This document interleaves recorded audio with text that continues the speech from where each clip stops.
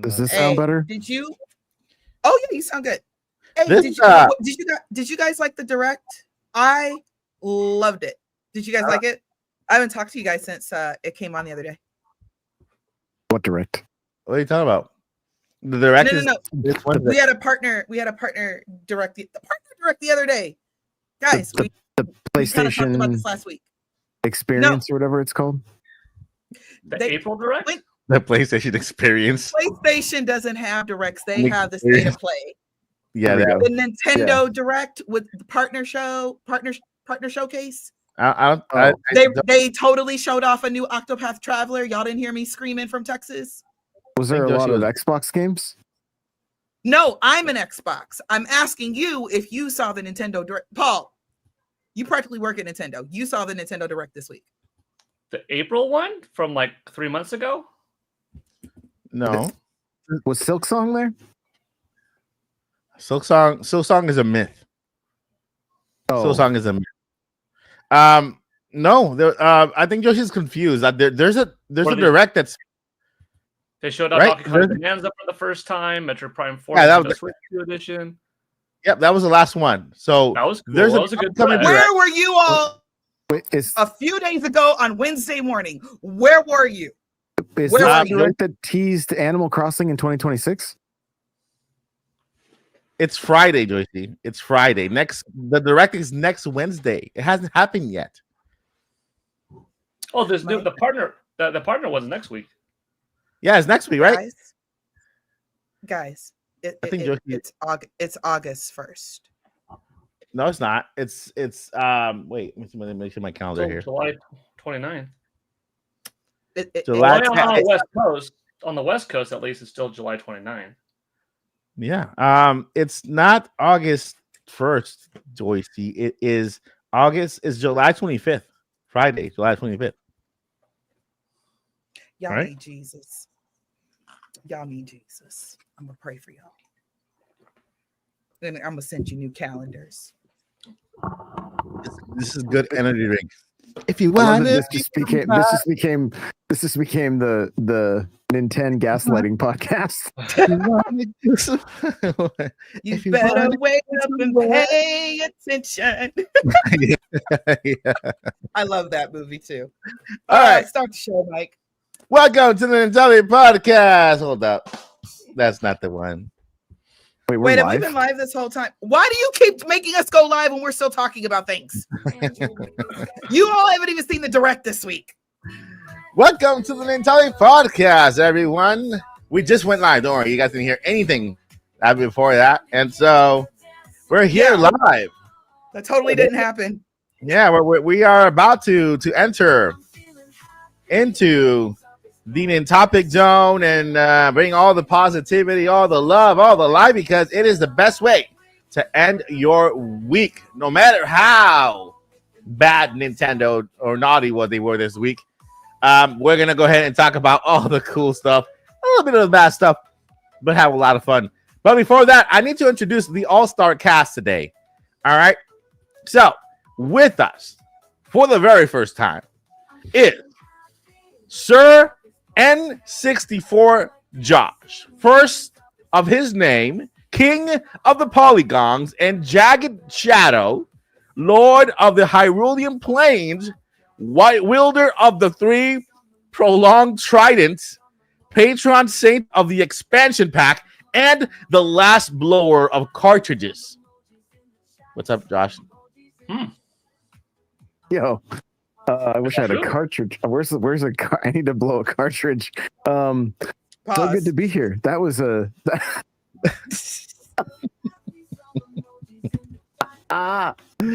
so good to be here. Hello everybody. How was that direct? That direct was good. Was incredible. The best of all kind. All's faithful otherwise. And next we have Lady Joycey of House J, the unchanged queen of the companion cube and the couch co-op breaker of servers, bringer of salty tears and Joy-Con drifts, and first lady of the Final Fantasy breakdown. Hi, Josie. Final Fantasy. Yeah. I'm also a professional demon aggravator.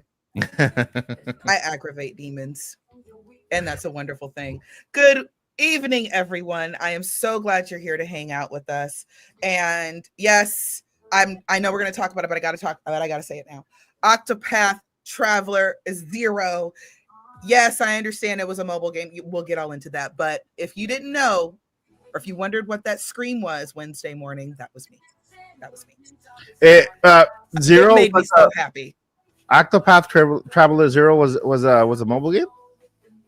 Well, there's a version of it that was on the mobile. They completely revamped it, changed up the story, added, of course, a ton more stuff, and it's Octopath 0. We named it 0. Okay. Yes, and I don't care what happens after that. I am going to play the demo soon, but we'll talk about it. We'll get into it, y'all. I promise. We'll get into it. All right. So. And last but not least, introducing Lord Paul of House Gale, the coming storm, warden of the West Coast servers, shatterer of the world records, master of the digital whisperers, and wielder of the blade of Olympus with numbers. That's about right. Yeah. It's been a good day for numbers. I'm sure we'll get into that later, but yeah. I'm happy to be here. You know, I beat Donkey Kong Bonanza a couple of evenings ago. Playtime of 40 hours and 10 minutes, and I posted up on X. What did that give me? Because people might be wondering, well, is that to completion? Is that to rush through it? No, you know what I got. Like this percent of that percent of that. So it's like a healthy amount of playtime, not to 100% it, not to just rush it, but like, hey, I got like about 70% of most things. And that was like this 40-hour just beautiful journey over 14 days in which now I'm in the post game having more fun. I'll give some more impressions on it, but to keep it short and sweet, fantastic title. And yeah. Doing all right today. Yeah. One day we'll do a Donkey Kong Bonanza full spoiler cast. And then talk about all the stuff that's in that game because there's so much. I'm also working on my first review in a long time. It's gonna be like a 30-minute review of the game because it's fantastic. I'm gonna go over every single layer of the game. No spoilers, but just let you know, if you are playing Donkey Kong Bonanza, don't beat it unless you have at least 500 bananas. That's all I'm gonna say. That's all you need, just 500 bananas. You can beat it with less, right? But there's a little treat afterwards, and if you want to continue gathering bananas, then you can beat it with less. But if you want to go through the treat, like back to back, then make sure you have at least 500 bananas to so that you can enjoy that after treat. There, did you complete that, Paul, or are you doing it now? I did have more than 500 upon beating it. You completed the post game. I'm still in the post game. I've been enjoying the post game for an hour. Yeah. That's good. That's awesome. All right, and I am Mike Odyssey. I don't have a long name, just Odyssey. Who? I'm Where are we? I'm from the House of Odysseys, and first of his name. Yeah, first of his name. and the Perez's of lost Puerto Ricans, and so. Before we move on, we gotta shout out Cryptic on the $4.99. What does Joycey think of the Legend of Elliot? A Link to the Past? Oops, I mean Millennium Tales. Totally not HD Zelda game. Bruh, of course. I can go ahead and I can just say this now. The beauty of a lot of the devs that were showing off their games at this direct that totally never happened, that I totally dreamed up, that they don't know what I'm talking about. Yeah. Square Enix, when it comes to these HD 2D games, has really won my trust. I didn't really have to see much, except I was like, why does this like remind me of like Link's Adventures or maybe even A Link to the Past? And you nailed it. So that's all I need to see of the game. I am going to play the demo just because I kind of want to feel like I'm playing it, but I'm totally gonna play the demo. I'm gonna buy the game. If it comes physical, I'm buying it physical along with Octopath as well. But I thought it was just adorbs, and I said I want to play this. I'm interested. I'm invested. So yes, I was very excited about whoever Elliot is, and I want to go on this journey with him.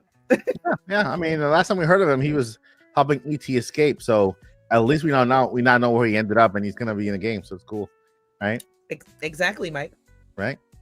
So, all right. Thank you so much, Cryptic, and that's one of the games I'm looking forward to. Mm-hmm.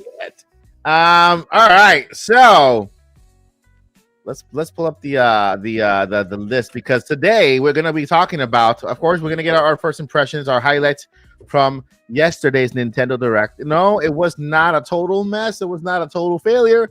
Were there games for everyone? Maybe not. Were there games for someone? Yeah. There's always games. Here's my list of games. There you go. I filled up a page. Yeah. There are always games for everyone there. And so I was happy with some of the third-party support that we got. Games like Madden. I've never thought we would see a game like Madden on Nintendo Switch. That's actually really good from EA to bring that over.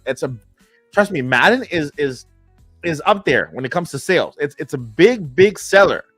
And so for people who want to play Madden on the go, and when they want to try the bigger screen, because we have the biggest screen on a handheld system so far, they'll pick up a Switch just to play Madden on the go, right? And so we had a couple other announcements that were really, really cool from the Direct. Let me go ahead and pull them up here so I can do like a little mini recap, just a mini recap, and then send it over to the cast so that they can give their 1-2 hits of what they believe and what they think about the yesterday's presentation. I do want to do a shout out to Nate the Hate. Okay, I do want to do a shout out to Nate the Hate. I've been following Nate the Hate through the entire process of when he did share information on the Nintendo Direct. Remember that he once said he didn't know what type of Direct it was. He said, I know there's one coming, and I can't tell you what format it takes, either Direct Mini, Direct Partner Showcase. He didn't know. He didn't want to even guess. He did mention it was going to be really heavy on third-party support. We ended up getting a Partner Showcase. You know what I mean? And so I at least we have to give credit where credit is due. The only one of the leakers out there, well, not kind of the fake ones. Well, the only one of the leakers out there who kept, getting some information, correct, and was kind of careful not to say too much, right? All right, so yesterday's Partner Direct lasted about 25 minutes, right? 25 minutes. And Nintendo made some announcements. The announcements, let me go ahead and make my screen bigger here because this man is blind. Okay, so let's go over the announcements from yesterday. We got EA Sports Madden NFL 26, which is awesome. Of course, we got EA Sports FC 26. The FC series is always on Nintendo Switch. They do a very good job in porting it to Switch. I'm sorry, I got to give it up to EA. EA, they don't play games. They have to port a game to Switch. They port it to Switch. They make it work. So there's no reason why some games that are out there cannot come to Nintendo Switch as well when Switch was the main console. EA did it for other sports games. I'm sure you guys can do it too. We have a little cozy game known by Chilling by the Fire. Kind of creepy. We got Yakuza Kiwami 2 and Yakuza, not Yakuza. Is it Kiwami? Am I saying it right? Kiwami? I think so. Kiwami 2 and Yakuza Kiwami, both games on Nintendo Switch 2. We got Final Fantasy Tactics, the Valis Chronicles. This is for Nintendo Switch 2 edition. We also got an update to Apex Legends for Nintendo Switch 2. We got a new Plants vs. Zombies Replanted game coming to Nintendo Switch. Of course, we got Joyce's new game, Octopath Traveler 0. We have a new Just Dance 2026 coming to Nintendo Switch and Nintendo Switch 2. We also have The Adventures of Elliot, The Millennium Tales, HD 2D action adventure RPG from Square Enix, the first ever HD 2D action adventure game. Action adventure game means it's not turn-based. It's like just action adventure, and just chop it. And we got Dragon Ball Sparkling Water, which is awesome. I'm sorry, not Sparkling Water. That's what I was drinking. Dragon Ball Sparkling Zero. Yeah. Zero calories. We got the emotional RPG Persona 3 Reloaded. We got a big fan favorite from this one was the Landon from Nintendo Land. He went nuts over Pac-Man World 2 repack coming to Nintendo Switch 2. That was cute. The whole enchilada. We got the I'm not even pronounce that one. We got Hella is another game that's coming to Nintendo Switch. Hyrule Warriors Age of Imprisonment was also part of the Nintendo Direct, although I feel like this is like the same trailer. They just kind of re-edited it, and then they added a little bit of piece of a new little part at the end that we can talk about today. Shinobi Art of Vengeance and Star Wars Outlaw. It started out, of course, we also have Monster Hunter Stories 3, Twisted Reflection. Let me see. Did I miss anything? Chilling by the Fire. We got Just Dance. Star Wars Outlaw. Oh, Chronos: The New Dawn, which is by the makers of Silent Hill 2. Very cool looking game, as in when it comes to the visuals. I'm not a horror fan, but the game looks very, very good. And to a point where it looks like the only Switch 2 game that was made for Switch 2 using the console, right? Every other game kind of looks like it could belong on Switch and Switch 2. Yeah, let's see here. I think that's it. That's all the games that were on the Nintendo Direct Partner Showcase. Borderlands. Oh, they did do a little collage, right? In that collage, we saw Borderlands 4, Romance in Saga 2, Hello Kitty Island Adventure, that Shinobi one. We saw a little cute game called NBA Bounce, Goodnight Universe. So those were all of the games that were in the Nintendo Direct Partner Showcase. In the chat, if you want to highlight whatever game you like the best, and then I'm going to go ahead and send it over to. Let's go over to Paul. Paul, what do you think? What were your highlights? Well, first thing, what was your impression? Your overall impression. This is the same question for all three of you. What is your overall impression of this Nintendo Direct Partner Showcase? And what was the highlight and what was the low light? I feel in a minority when it comes to this opinion. And maybe it's because I'm 42 and come from a little bit of a different era, but I used to get my video game news once a month in the mail via Electronic Gaming Monthly magazine or Nintendo Power. And that was it. In this era, we are so fortunate, I am, being a seasoned gamer, to have gaming news constantly. All the time from Nintendo, from Capcom, from everyone. It's awesome. And when I get a few Nintendo Directs throughout the year, none can be bad. I am getting digital moving motion pictures with speaking, lines of dialogue, animated moving pictures of 27 games that would normally take several months to see via pictures in magazines coming to you once a month. And I can never not think back to the past. Now, that doesn't mean you should just give everything that's a video format a pass, like, oh, it's just good by default. Not quite. They do have to have a nice variety of games, a good amount of genres, but if they kind of hit a couple of those nails on the head, a few different IP that I'm familiar with or I'm a fan of, then that's the makings of something good. Not every game of the 27 or 24, however many shown, are going to be AAA, must-have, 10 out of 10, 50-hour, top-to-bottom experiences that are my Mario, my Zelda, my etc. So I'm coming in from a very realistic appreciative standpoint, but also someone that I don't have all my eggs in one basket in life. So not everything in my weekly life is all rolling on this one direct to make or break Paul Gale.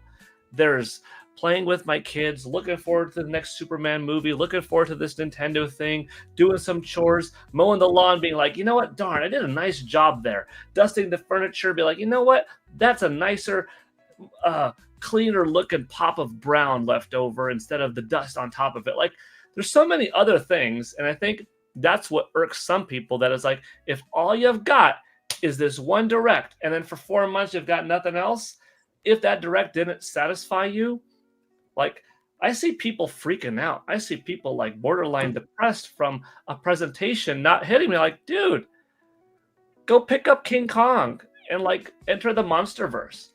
Go get a couple of comics. Find a way to diversify what makes you you. Work out. Learn a martial art. Garden. Do something so that you're always happy, because there's more that's fulfilling you constantly than just one thing. So I know that's a little bit of psychology behind it, but like, I want to explain, like, you're hardly ever going to find me say, oh man, that presentation sucked. Like, there's never been a presentation ever since Nintendo started doing these directs in like 2011, fall of 11 or fall of 12, that I said it was bad. Just some that are less good. And that's because they always have something that delivers. So now that I gave that whole spiel out of the way, out of 10, what do you grade it? What do you grade it? Oh, that's a B. That's a B. Yeah, I mean, it was a B. Yeah. Paul just told us to go touch grass, y'all. And I told Paul, nope, you gotta grade it. It was a B. Now, am I gonna buy Madden? No. But I thought that Madden looked good, and I realized its importance, and it was important to see it running well on Nintendo Switch 2. Yeah, The Adventures of Elliot, dang, that game looks really solid. That's this HD 2D thing. That's the cross between Zelda and Octopath Traveler, and like, that was cool. Hyrule Warriors Age of Imprisonment, that's the game I'm stoked for, and I got to see more. And then I got to speculate, are they building a Link? Because this is back in the day, like, what's with this character? Is that the origin of Link? Like, what? So I got my, like, I'm a nerd over like Zelda and Mario and Superman. Like, there's some things that I'm really like, ooh, I could deep dive into this. Chilling by the Fire, cool. Couple of new Yakuza titles, cool. Opening up with Monster Hunter Stories 3. Like, that's a big IP. Do you realize Monster Hunter is one of the biggest to come out of Japan in the last 20 years from a third-party studio that has had longevity? Now, it's not a main entry, but story still looks fine. We needed to see more footage of Borderlands 4. We got it. Chrono looks cool. Apex Legends, being able to compare that to the Nintendo Switch version. Like, oh, wow. It's nice to see some games that have been around for a while looking better on Nintendo Switch 2. FC Octopath Traveler 0. I'm a big Dragon Ball fan. I love Dragon Ball. So seeing Dragon Ball Sparking Zero on Nintendo Switch 2, I didn't pick it up on PS5 or Xbox Series. Not because with all these games, sometimes I'm just holding out for the Nintendo Switch 2 version. That's what I did with Split Fiction. With Sparking Zero, it was just because too many things sometimes happen in life that I'm not buying a game as it comes out unless if I absolutely need it. And Sparking Zero, I'm not necessarily saying that I'm definitely going to get it now just because it's on Nintendo Switch 2, but probably a little bit more likely than not because, well, then again, it also depends on when's it going to come out, because I love Dragon Ball, but like, do I absolutely need it? I don't know. We'll see. Star Wars Outlaws, seeing it, cool. Pac-Man World. My wife is a big Pac-Man fan. In particular, she likes Pac-Man World on Nintendo GameCube. So I told her last night, hey, you're going to like this one. Because when we first got married, one of the first things she said was like, does Wii U have a Pac-Man World? I'm like, no, but you can play backward compatible. Anyways, like Pac-Man World too. So I'm looking at it from my wife's perspective. Final Fantasy Tactics. That's a big one. That if, once again, you're an older gamer that was in the 90s when Squaresoft, before they merged with Enix, formed Square Enix, left Nintendo and made PlayStation games, you knew that Final Fantasy Tactics was a high-quality strategy RPG set within the Final Fantasy Cosmos universe that was a solid get.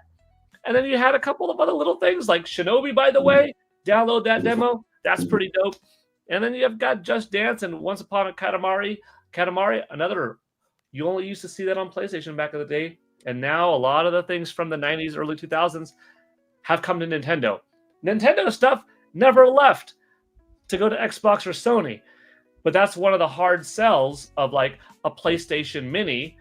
All those games on it, it's like, oh, what made Sony successful back in the day wasn't Sony's own first-party hardcore games on PlayStation 1, PlayStation 2. No, it was a lot of third-party support.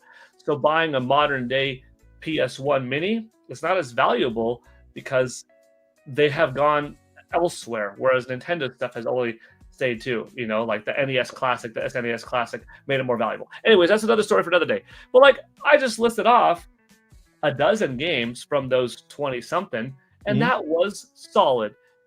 I wouldn't say that any one game made me blow up off my seat the way Donkey Kong Bonanza did at April's Nintendo Direct. Yeah. But it didn't have to. Also, I'll end it here. There were some third-party games, I think, carefully omitted from this that we thought previously were obvious, like Elden Ring wasn't here. Final Fantasy VII Remake, or what they alluded to being the Final Fantasy VII Remake trilogy of games, which by now would include Final Fantasy VII Rebirth, or the Duskblood, a couple of other big third-party titles that we know about that weren't here. Nintendo has to very carefully distribute the news throughout the year. Otherwise, they know it, Nintendo games will cannibalize all the sales on the system, and third parties won't find success. By not giving the spotlight yesterday or a couple days ago to some of the bigger ones, it gives some of the other lesser known ones a time to shine. And that's important in satisfying the publishers because they're all getting equal time. I imagine that within 7 weeks, it's August 1st. Yeah.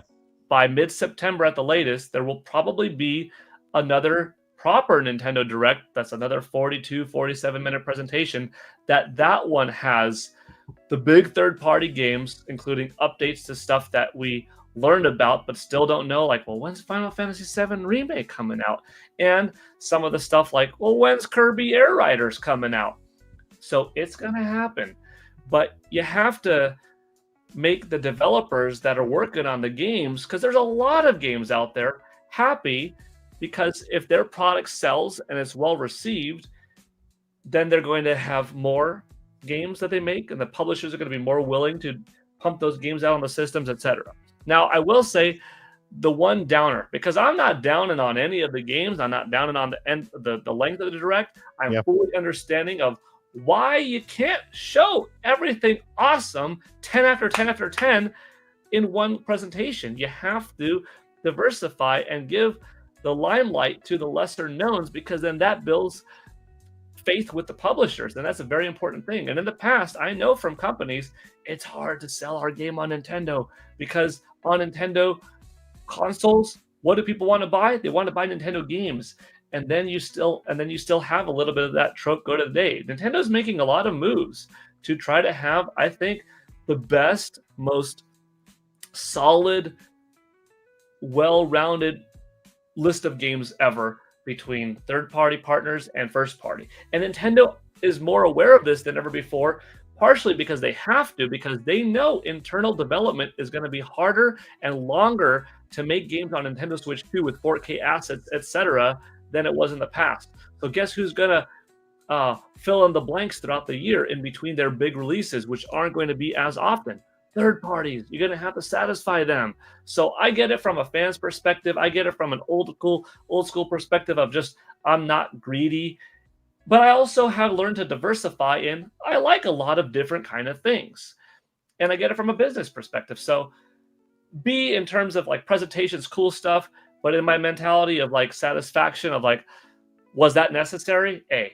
The only thing I'll say negative, kind of, is not that game key cards exist. I think it's good that they exist, but I don't think it's good that they are a replacement of cartridges. I've said this on the podcast multiple times. Game key cards are fine because, hey, they give you a little bit more tangible physical usage of your game in that you could take it to a friend's house and share it easily. You could sell it later easily. Otherwise, though, for me, I'd rather go with digital than game key card because the convenience factor of just having 14 games on my Nintendo Switch 2 and popping them in and out literally like on the screen versus going off my couch and putting in this empty piece of plastic that does nothing. I'd rather do the digital because it's going to take up the same space. I would, however, be willing to spend another extra $10, maybe $15 max more for a physical cartridge because I value my internal storage space to give to the smaller games. And I don't mind getting off the couch, but I want to get off the couch because the principle matters. That medium is on there, and I recognize that medium costs more. I got to spend more. That's okay. Anyways, that's my whole deal. Long story short, which is impossible now because I gave you the long story, is find direct. And people could complain. That's okay. We come from different perspectives. We come from different approaches, and that's all right. I never try to convince anybody to think my way, but I'm giving you my perspective of how I think, and maybe you disagree, or maybe you're like, you know what? Some of that makes a little bit sense. I guess I could incorporate some of those values into my life, but I'm not even saying do it. I'm just saying that's me. That's all. Mic drop. Boom. We can't All hear right, you, thank Mike. you so much, Paul, for your input. What? Sorry, I thought we Am I couldn't hear good? you for a moment. I saw your mouth moving, but I didn't hear you. Go ahead. I'm sorry. I'm As soon as sorry. you said that, I was like, oh man, if I was muted or something. The whole That's time. with my head. That's with my head. I believe it. I So swear I wasn't. I'm so sorry. thank you, Paul. So Joycey, Yes. do you remember the questions? I do not. Sorry. Overall impressions of the showcase, and then your high point, or the best part of the direct, and what wasn't so good. I'm not gonna say bad because it wasn't a bad presentation. What was not as good as the rest? Like, what's the highs and the lows? Because we want to relate to everyone, right? Because I know everybody has different, like Paul said, we come from different backgrounds, right? Different likes, dislikes, and so as a podcast, we want to relate to everyone, who, no matter what you're feeling, whether you hated it or you loved it, right? We want to understand why of things. So, what was your highs? What was your lows? And give it an overall grade. What's the deal? Banana peel. Let me get another, because one coffee isn't enough, so I had to get another one. I can't believe I love this Starbucks this much. Okay, look. I'm gonna tell you right now, I give the direct an A-. Okay, that's good. And I'm gonna tell you why. I thought the pacing was good.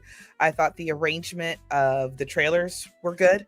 I can deduct points, I guess, in the sense of there's a couple things I might have done differently with the arrangement. I might have made it a full 28 to 30 minute direct. I think one of my buddies in one of my Discords said, and I really liked his point of view. He said it might have, the games that are coming to Switch 1 and Switch 2, where there are graphical updates or changes, or it runs better or something of that nature.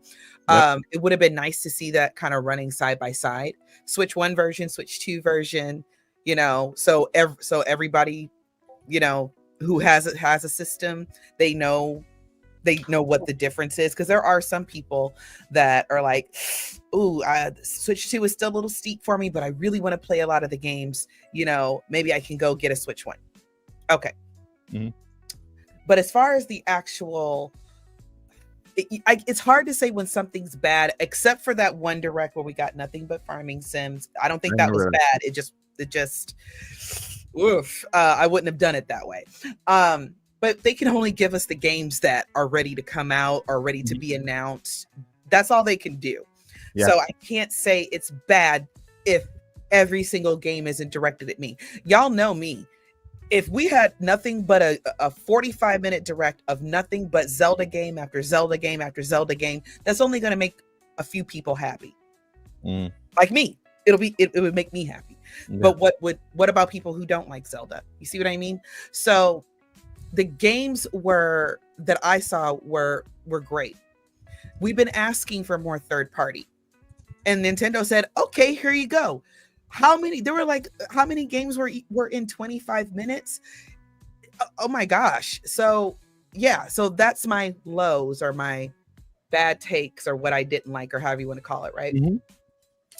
Let's go over my list of all the things I did like. Let's see here. Okay. Got a pin. Monster Hunter Stories. I'm like, opener. I'm like, ooh, yeah. This looks good. Why does it remind me of Breath of the Wild? What is happening? Ooh, that looks cool. Oh, Monster Hunter Stories. Monster Hunter is a game series I want to get into. Mm-hmm. The games look great. I forget which one it is, but I have one in there. Still has the plastic on it. Haven't even opened it. Mm-hmm. Let's see here. Final Fantasy Tactics. Never played the Final Fantasy games. Mm-hmm. The whole point of this gen, we're gonna see if Joycey can go through her backlog and somewhat keep up with a lot of these games that I'm really interested in. That's actually the goal by the end of Switch 2's life cycle. Persona 3 Reload. Persona is another series I would like to get into. The only thing I heard some mixed things about Persona, that the base game is this is what I heard, guys. I haven't fully had a chance to research it, but I heard that the base game is going to be $90 and it doesn't include the DLC. Okay. And I'm like, okay, we're going to put that on the bottom of the list for now. Mm-hmm. Payment plans.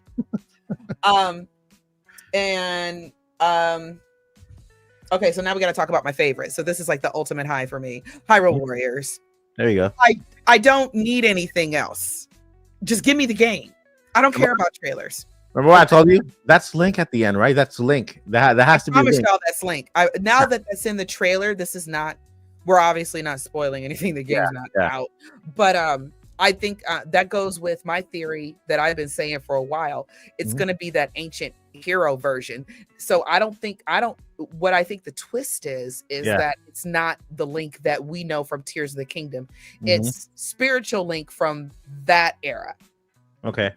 I don't necessarily know if it's the same Link. The other theory I have is that, okay, so in Tears of the Kingdom, Minoru's construct, Minoru, of course, was not on.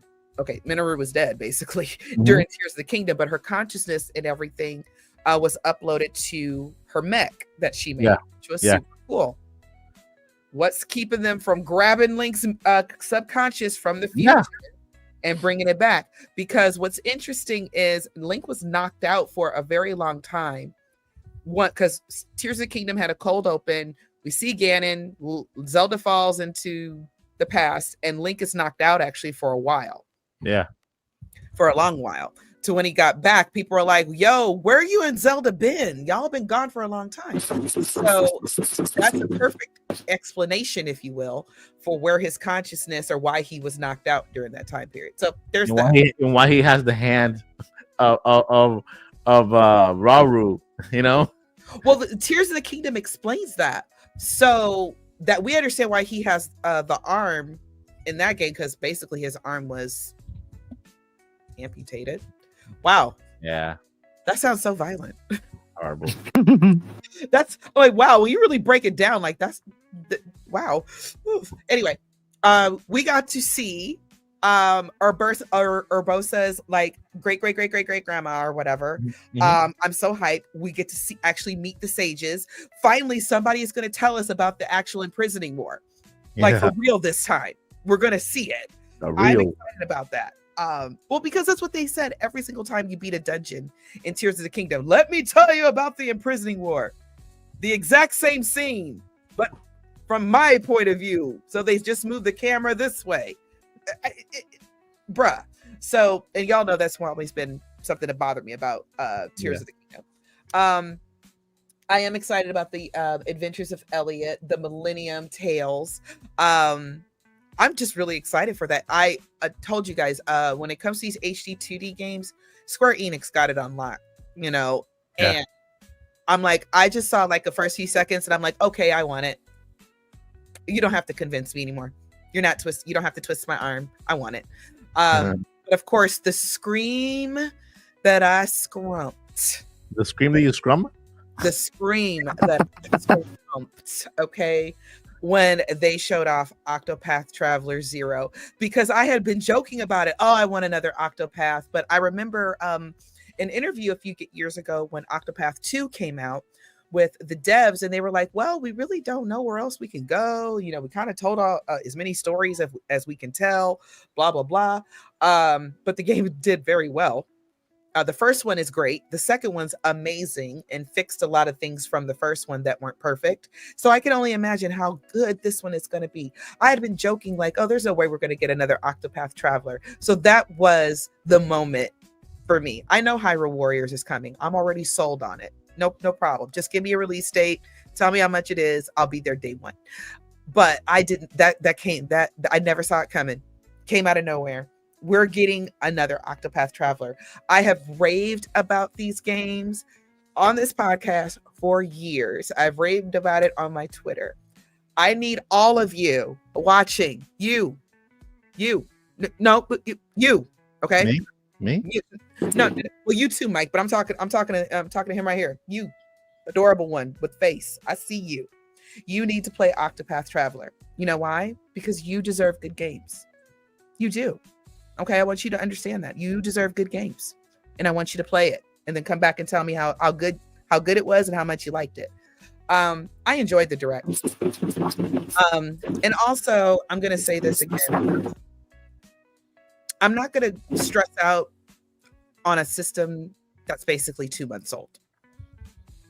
I think it would be a time to worry if we got to the end of the year and we don't get another general direct, we don't get any other announcements, we don't get anything else for the rest of the year. I think then it's time to kind of worry, but only a little bit. I think people have a little bit of PTSD from the Wii U days. Not only because the other thing about the Wii U is the games were kind of trickling a bit. Right? There's a lot of great games in the Wii U, but a lot of people don't know that because they were kind of trickled down. And I think that also kind of killed hype for the system at that time. So, yes, I am breaking the fourth wall. Thank you, Cryptic.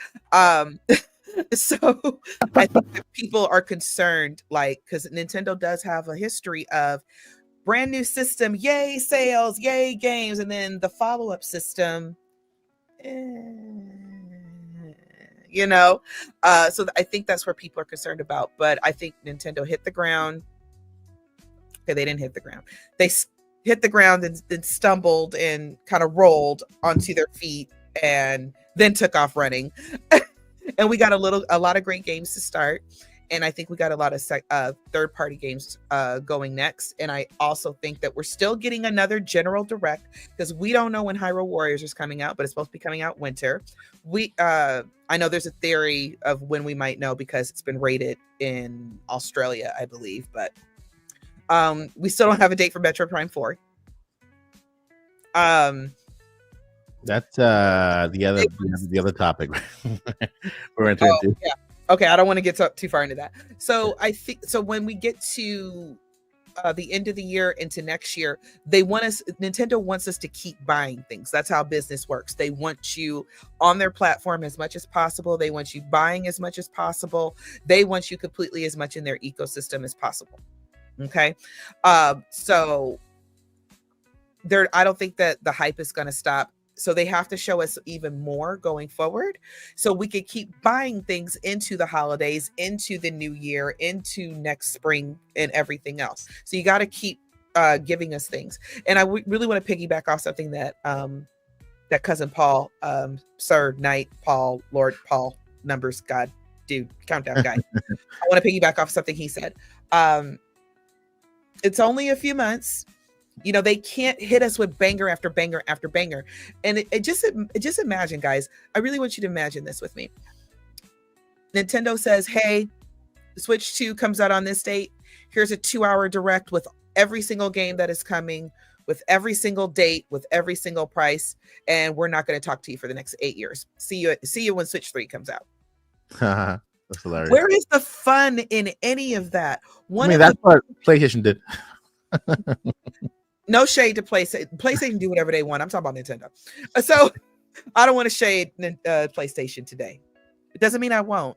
I can because I own one, so I can. I'm a user.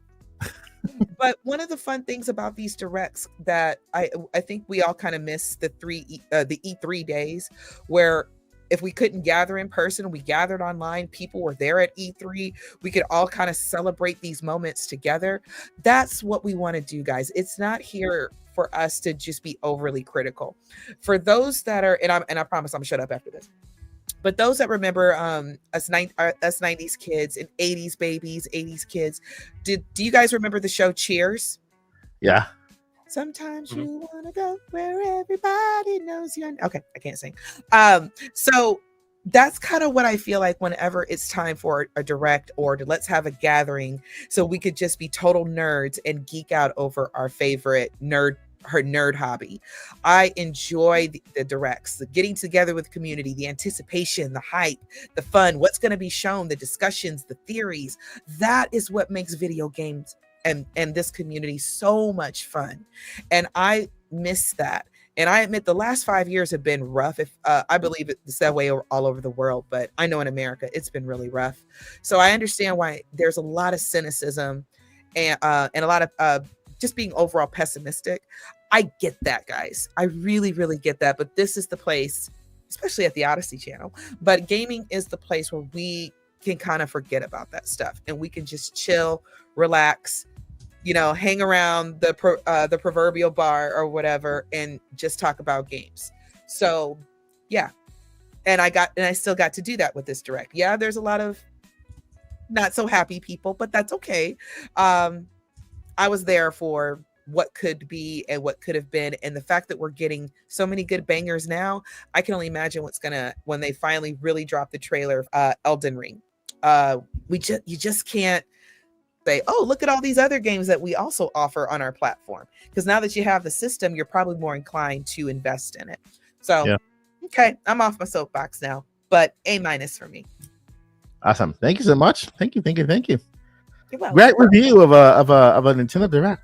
And over to N64, Josh. So, what are your thoughts of the overall Direct? What grade do you give it? And what was your highs? What was your lows?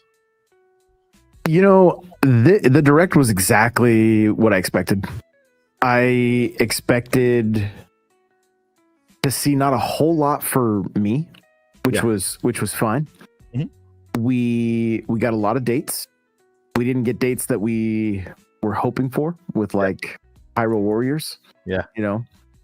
So that was a little bit of a bummer, kind of a shock. They did. I almost feel like they teased another Direct, or they did. Who knows? It could just be a Nintendo Today app. Direct. But saying more news is coming soon. Kind of like. I don't know. It felt weird that they put Hyrule Warriors in there. There was no date, and we know we're going to hear more. And then to say you're going to hear more about it soon. So it was just like, it was a little bit of a like why is this here? You know what I mean? Not that I wasn't excited about seeing it, but like it showed us very little and didn't tell us when to expect it. And so I think that was a little bit of the wind, taking a little bit of the wind out of the sails, So overall, the grade for me, I would give it like an 8 out of 10 or like a B. Like it was fun. I'm super excited for Madden. Like the Switch 2 has been such a fantastic system for me right out of the gate because Street Fighter 2 it was one of my first games when I got my Super Nintendo. So I have Street Fighter 6 on here. It just feels very Nintendo. I played so much Tony Hawk on the N64. So having Tony Hawk on the Switch 2 just feels right. And even yesterday we had the Direct, so it was a bit overshadowed, but Ninja Gaiden Ragebound launched yesterday. Now it does only run 30 frames even on Switch 2, unfortunately, and it runs at 60 on Xbox and PlayStation and PC, I believe. So there is that if that's a big deal breaker for you, but that game is fantastic. Like, I picked it up, started playing it. It is so good. And here's a little treat for you guys. Go on to NSO, try the very first game that's on NSO on the NES. First game to introduce cinematics, and what Ragebound essentially lets you play what was just a cinematic from the 80s. And so it's super cool. So it was a bit overshadowed because of the direct, and so I do highly recommend grabbing that, especially if you love pixel art stuff. Just a little tangent there, but the HD 2D stuff, I don't really have fatigue for it. What I was expecting with this direct is that there would be a lot of games that I just worry about having enough time to invest. That's really what it boils down to. When it comes to these bigger RPGs and stuff, it's like, it's a bit difficult. I loved Donkey Kong because I kind of played through it in like a week or less and had a great time with it. And I'm kind of finding that that's kind of the sweet spot. Sometimes these bigger RPGs they're a lot to. It's kind of like, it's almost like reading a book, and you just got to go, okay, I'm going to put like 2 hours into this an evening or 30 minutes before I go to bed, and it's just going to be a very long ride, and that's okay. Yeah. Elliot looked incredible. Made me want that team to make a Zelda game, and to see the Zelda IP get some love from Square, I think would be a fantastic move. And Chronos looked cool. I wish they had sold me on it just a little bit better. Like, I played Dead Space. I love Dead Space. I liked the weapons in Dead Space. The pistol in this game looked a little bit weak, but I think that's also part of what they're playing into, where it's like you're going to be more scared because you don't have much for an arsenal, So, not a bad thing. I just didn't. It just felt. I needed a little bit more to have it really sell me, because I'm like, why do I care about these characters? What's, it just kind of came out of the blue, and I don't know that for me personally that it showed super well. Like, I wanted to see more. I wanted to feel like I had a reason to really grab it. Shinobi looked great. EA showing up, dipping their toes in the water, getting their sports games, getting Plants vs. Zombies. That Monster Hunter game, the stories games never really pulled me in all that much. Like I know they're kind of like a Pokemon style game. This looks to be a little bit more like it was giving some serious like Fire Emblem or Xenoblade vibes for me, and I was like, okay, I like it. Feels like this series within the series felt it looks a little more mature, which I think is great. I'm a huge Monster Hunter fan of the like Rise and Sunbreak, like some of my favorite. I played a ton of Monster Hunter 3 with my son, like just very, very fond memories with Monster Hunter. So overall, like, I see the community's frustrations. I see, everybody wants more. We're in uncharted waters. We haven't been in this kind of situation. Like, Nintendo hasn't been in this kind of situation since like the Super Nintendo and kind of the 64 and kind of the GameCube. Yep. We ate so well the first like 4 to 5 years of Switch 1 because Nintendo did not have third party. Now they have third party. We gotta just wait and see what's going to happen there, and how they're going to navigate those waters. And this is how it happens, and we don't get as much first party as we want. I agree. I think we are in a very different Nintendo than we were at the beginning of Nintendo Switch on Switch 2. And yeah, I think that has to do a lot with what we're seeing now. And thank you so much for that review of the Nintendo Switch Direct from yesterday. Great job, Josh. All right, so we have a topic two. Which is we're gonna go over topic 2 what's happening with Nintendo recently with the price hikes. And we'll address that because I know you guys are worried about that. We'll just kind of go over that topic too. But before, I know a lot of you out there. I literally got yesterday got 30 messages. I got about 20 more today because I know everybody wants to know, or people wanted to make a video on what transpired with a certain fake leaker out there, right? And so I didn't make the video. Thank you guys, a lot of my viewers. Thank you for kind of talking me down and talking me back, so that it gives me time to think and to reflect and to bring it to you guys in the best way possible. Just because you guys know me, I'm not a controversial person. I don't get in the middle of issues and trials and tribulations and stuff like that. But I do see what's happening, and I did prepare a statement. Now I'm going to read it because I don't want to say anything outside of what I wrote. Okay, and then after that, the crew, they can choose whether they want to add to it, they want to say their own or say anything or not. It's up to them. Okay, and then after that, we're going to move on and go to our next topic and just continue the fun podcast. But I'm going to go and read it. Okay, and then after we move on, are you guys good? Crew? Okay, so I'm going to go ahead and read this statement right now. I'm trying to again, the reason why I'm doing it this way is because I want to make sure that I don't let my emotions take over. Because sometimes when you get your emotions take over, you say things you don't mean. And I've been a youth counselor before, right? I've worked with children with disabilities. I have a daughter with autism. I've been in the industry of mental health for the majority of my life, and so I can see things that maybe not everybody sees, and so I saw a lot of comments. This is not a big deal. This is not a big deal. This is not a big deal, and it's because a lot of people just didn't really see one little tiny part of the entire picture that caused all the commotion, right?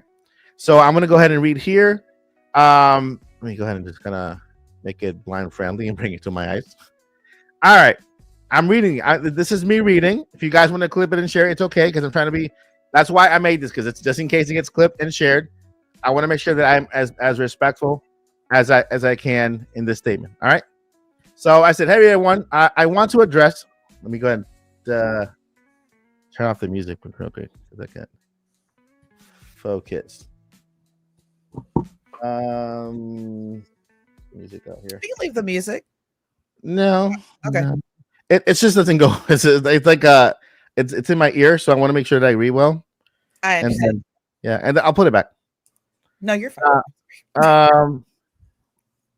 Okay, let me see here. Okay. All right. Okay. I'm gonna read. Okay. All right. Hey everyone, I wanted to address something close to our hearts. The recent situation with Beat 'em Up's fake Animal Crossing 2026 teaser from his Nintendo Direct leak experiment. This has stirred a lot of emotions in our Animal Crossing community, and I want to talk about it with care and understanding. I truly believe Wood didn't mean to cause pain. His focus was likely on exploring how rumors spread online, and he may not have realized how deeply an Animal Crossing tease would hit. As creators, it's easy to miss the full emotional weight of something so dear to us. And I'm giving him the benefit of the doubt. He's a fellow gamer who shares our passion, and I don't think he intended to hurt anyone. But we need to recognize the real harm this caused. Animal Crossing New Horizons was a lifeline during the pandemic, a time of fear, isolation, and loss. For many, it was more than just a cozy game. It was a safe haven where we built islands with friends, found routine in chaos, and connected with the world, connected when the world fell apart. Doctors even recommended it to patients, with studies like one from Oxford in 2020 showing it reduced stress and boosted mental health by fostering creativity and connection. For some, it was a way to spend precious moments with loved ones, like myself, with siblings, parents, friends who we lost during COVID, others in tragedies. Those shared islands, those late nights, the fishing, the chats, those villagers' letters, they're sacred memories. When Animal Crossing in 2026 teaser announced, it sparked hope for a new chapter to revisit that comfort or honor those we lost. Learning it was fake hit hard. On X, one fan shared, AC got me through 2020. AC got me through 2020 when my dad was in the hospital. This fake teaser broke my heart all over again. Another wrote, I played with my sister before she passed from COVID.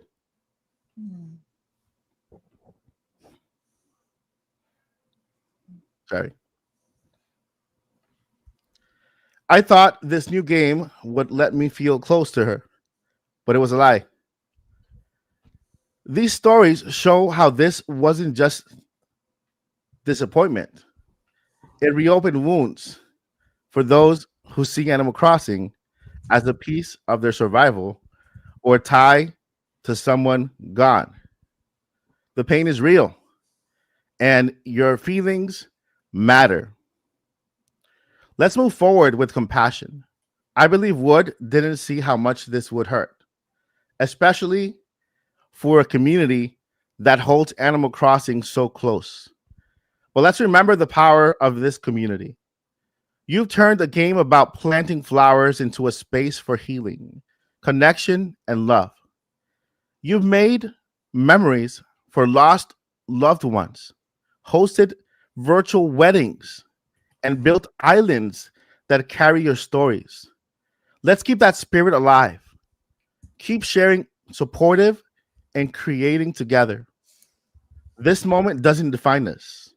Our hope, our resilience, and our love for this game do. You make Animal Crossing a home for all of us. And together, we keep building new memories that shine brighter than any hurt. Thank you for being the heart of this incredible community. And I'll just leave somebody take over. Do any of you guys have anything to say? Because if you don't, you know I do.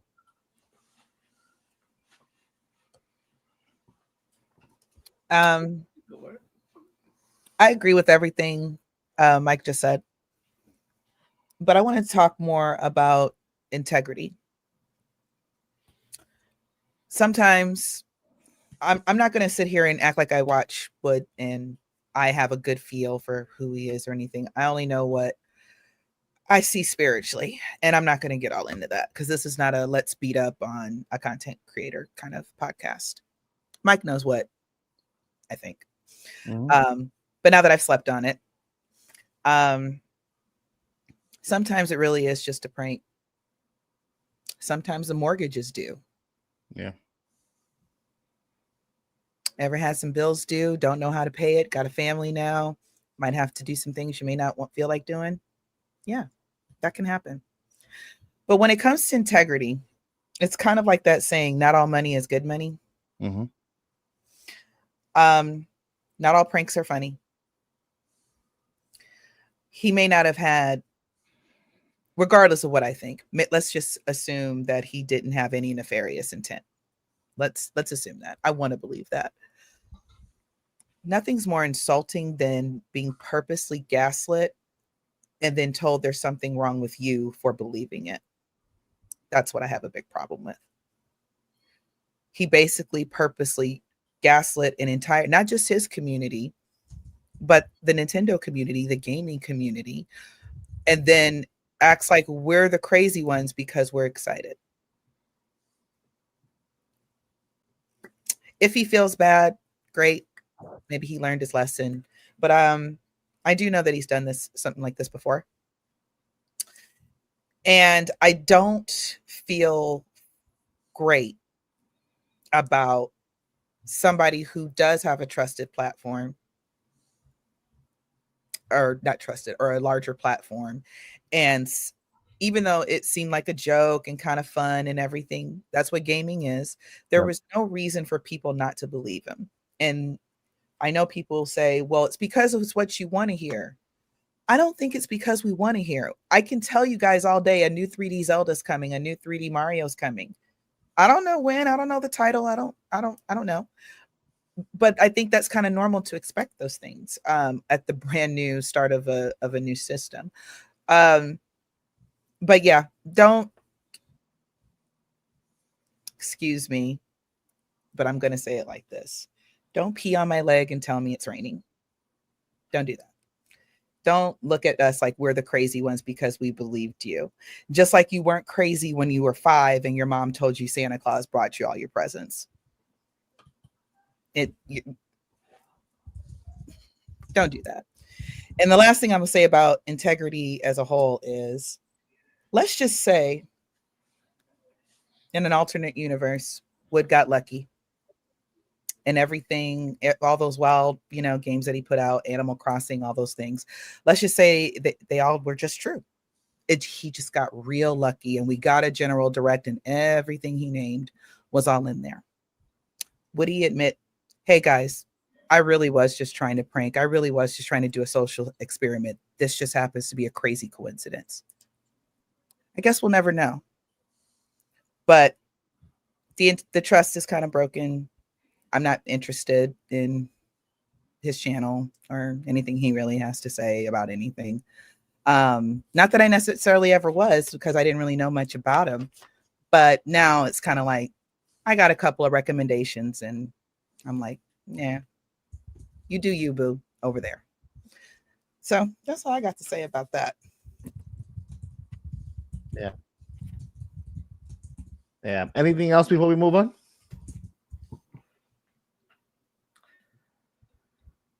What was I know Animal Crossing was one of the things he brought up. There was another game that he mentioned that was coming out too. And when I was watching his video today, I realized, I referenced that as as a rumor. Like it was, like it is pretty crazy how fast this stuff all spreads and how hungry everybody is for new content. Yeah. And what people fail to see is not the number of games he put out there, but what games. Because I remember growing up, right? And there's this song. I remember this song by Stevie Wonder. That's what friends are for. And I used to listen to it when I was with my cousin. Right, my cousin passed away. That song is mine, and I hear it and I think about my cousin. Right, that song is special to me. Right, and so every one of us, I can tell everyone in this podcast has something, a song, a game, a shirt, an item that is special to them because it reminds them of a moment in time or of a loved one or something, right? And for a lot of people, more than people know, Animal Crossing was that. And that's why I said, look, maybe he didn't know because he just mentioned the game. But and that's why I say, I have to be careful with the Animal Crossing community, just because I was a counselor and I know during 2020, I know because I went through that and I was a counselor during that time. I know how heavy that game is for a lot of people, and how for us it's just a game, but for somebody else it's that song that reminds them of a person they lost during that time. You know, is that memory that created with the loved one. And it's, you know, we have to be careful as content creators, especially when we have an audience that large. You know, why did you believe us? Well, you never do this before. We you know, you are a family friendly channel. I can tell you, beat 'em ups was a big influence on why I created the Mike Odyssey channel. When I first started, I looked up to his channel and saw that the wholesome content he used to create back in the day, and I said, you know, I want to start a channel like that because I want a channel where my kids can actually watch, and my little nephews and nieces can watch, and they do actually. They watch this channel a lot, and so it was a letdown for me. But like I said, I'm giving them all the benefit of the doubt that they didn't know. It was just an experiment they wanted to do, and they dropped the ball with it, you know. And so you know, I'm a Christian man. I forgive and I move on, and I don't hold grudges or anything like that. But I can't also say that I don't feel for the community out there who endured for the long time that the rumor was out there, and that hope. Oh my God, we're gonna see Isabel, and you know, it lasted for a long time. It only happened until the direct happened that he came out with the video. He could have came out before when he saw that the rumor was taking flight. He could have just stopped it right there, but he let it go all the way until the direct happened, and nothing showed of what was said. You know, so we're gonna leave it there. That's everything. That's the only thing I'm gonna say on that matter. I just wanted to address it because so many people approached and wanted to know what I thought and I felt. And so it's recorded. It's there. You can rewind or whatever. But I think we should move forward to the next topic, and we're gonna just spend just a couple minutes only on this topic. And short recap: Nintendo. Over the past, I would say, well, today they just released a statement that their pricing for their Nintendo Switch, the old model, right? We can call it the past console because it is. The Nintendo Switch, the Lite, and the OLED will get price increases when we were all waiting for that price decrease. Right? I'm like, and we talked about it, Paul, all the time. Paul, when that price decrease comes, they're gonna hit that mark where they're gonna hit that 160. They're gonna outsell PlayStation 2 when that price decrease comes. I'm like, and today they actually increased the pricing for the Nintendo Switch base, the Lite version, the base model, and the OLED. And I think they mentioned due to world conditions or whatever, or due to U.S. conditions that they weren't saying, they didn't say world conditions. They said U.S. conditions. The new pricing for the Nintendo Switch Lite is $320, right? $220, right? $220 from $199. The new pricing for the base model is $340, right? Am I correct? $339, something like that. And then the OLED model is $400, $399. And of course you have to add the tax to that. So of course, you know, you'll get a little more than that. So price increase across the board for the older system, which you would think that the older system is something they want to clear out from their inventory, but apparently not. Apparently they want to keep selling them, you know. With that, let me go ahead and recap really quickly everything that's happening this week. We have 2 Nintendo Switch games with 2025 dates with no release dates. Metro Prime 4, and the other one is Kirby, right? Kirby Air Riders. That's the other one for the tier, right? Yep. Let's see what else we got there. The price hike. Say again? I was still on mute. I'm sorry. He's on mute. I've been on mute for a while and I didn't realize it. Go ahead. Oh, you're on mute? You were muted? Yeah. Just don't mind the crazy old lady in the corner over here. Just happens to the best of us, Joycey. So I hope it's gonna be all right. So we have 4 games, 4 games without dates. The 2 we want to focus on is the 2 that have a 2025 release date, 2 of them, Metroid Prime 4 Beyond and Kirby Air Riders. The reason why people are worried, mostly for Metroid Prime 4, is because the more we get into the year, guys, we're in August 1st. Next month is September, then October. We're in it. We're in that second half of the year, right? Yeah. And by this time, every other year, we already know like what game is coming September, October, November, December, and if December has one. And the important part was for Metroid was getting a release date and then starting that promotional period for them, that push, right? And I think that's just the worry, right? And it's not that they're gonna go ahead and say, "Oh, Metroid Prime 4 is gonna come in September." I hope not. Like we're in August, September next month. How is that push gonna work? You know, how much time are you gonna spend convincing people to get it? You know, so Metroid Prime 4 is the major worry because of the promotional push. You know, hopefully, if we do get a Nintendo Direct, hopefully they dedicate enough time to it. Maybe we get a Metroid Prime 4 Beyond Direct, 15 minutes of just what they did with Donkey Kong Bonanza. That was brilliant. What they did with DK. Maybe do it with Metroid too. And so we have the release dates. We have the price hikes. If we put that together with Nintendo holding back the price at the beginning of of June, right? June 5th. And what else? Let me look at the thingy here. Looking at the thingy. Hold up. Come on. Okay, this is acting up.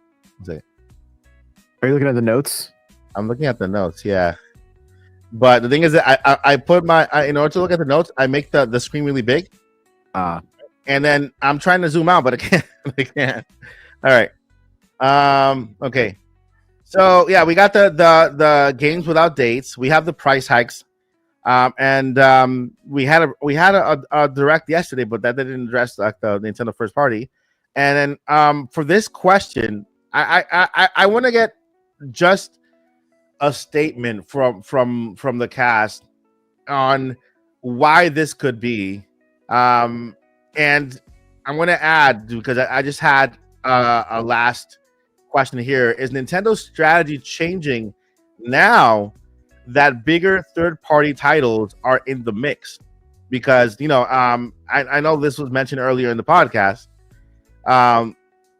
We didn't have big titles like Madden before. You know, Madden is a major title. You know, we didn't have major titles like Final Fantasy Remake, you know, in the mix. And does this influence Nintendo's lineup? Because before, I feel like Nintendo maybe was a little bit kind of pressured into having a game every single month, but this time around, because of the how big the support is, maybe they don't have to release a game every single month.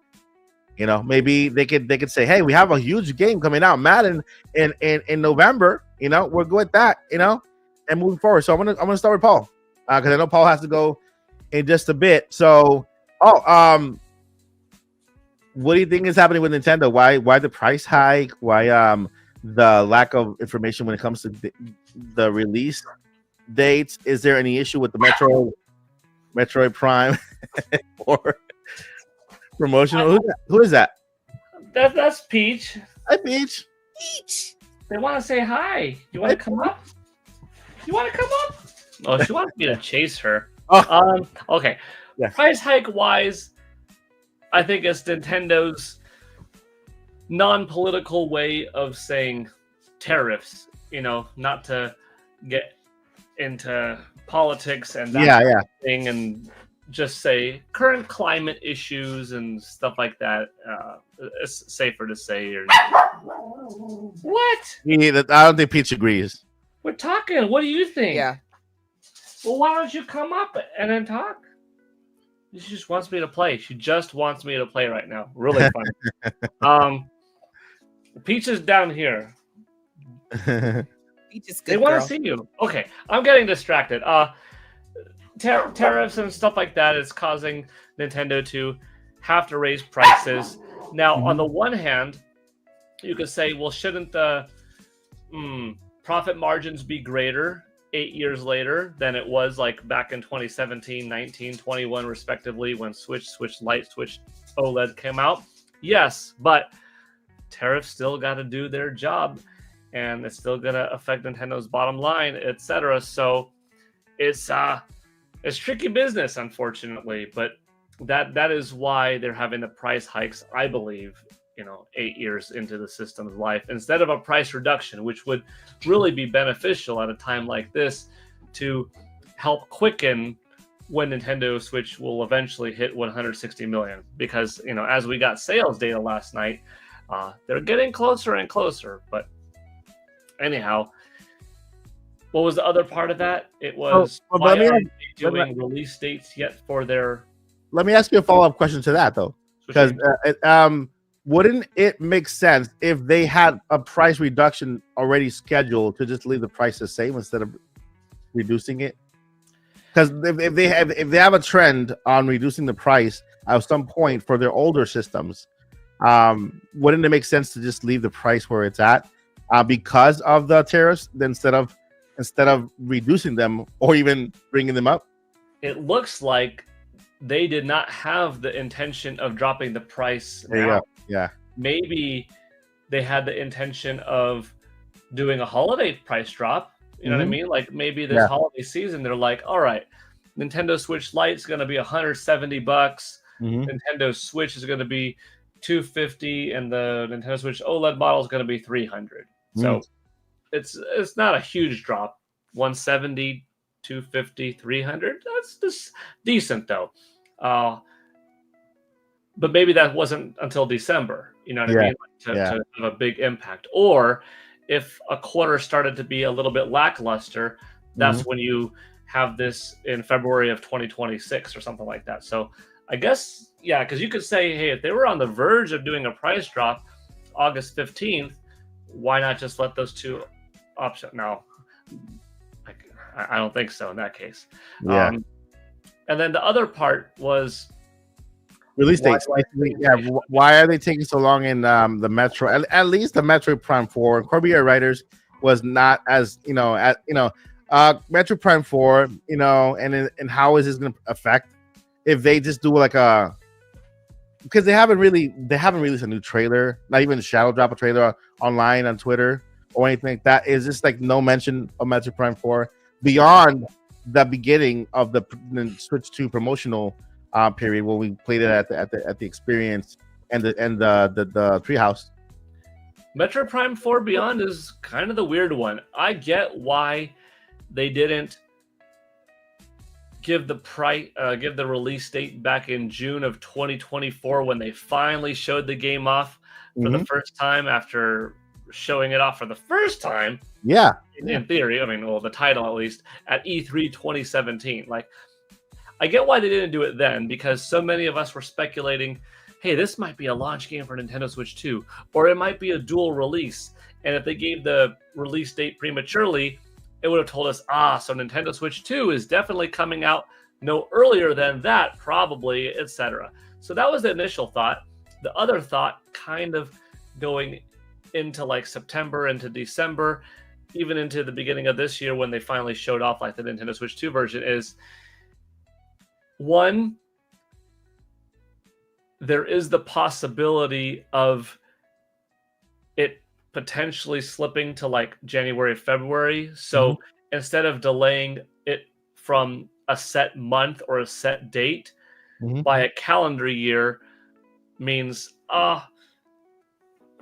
it could have hypothetically been a December game, so it doesn't look that bad by coming out in January or February saying, it's only delayed by 2 months. But then again, wouldn't you just have said, I don't know. It's just a little bit weird because I'm trying to wrap my head around just why. And would more people be disappointed to have the date taken from them and have another date a couple months later, or less disappointed or more disappointed, depending on what you're asking, if it was a calendar year delayed from 25 to 26, but never given a date in the first place. So you're like, in your own head, you could have made up your own date of like, oh, late 25, and then now it's early 26. But that's not the thing. Nintendo still says 2025. Mm-hmm. In all of their like, when is it set? They didn't delay it. Yeah. So the why, maybe there's something behind the scenes that we don't know. Like there is some significant Call of Duty on the way, or Doom Dark Ages coming, or Halo. And how would that impact Metroid?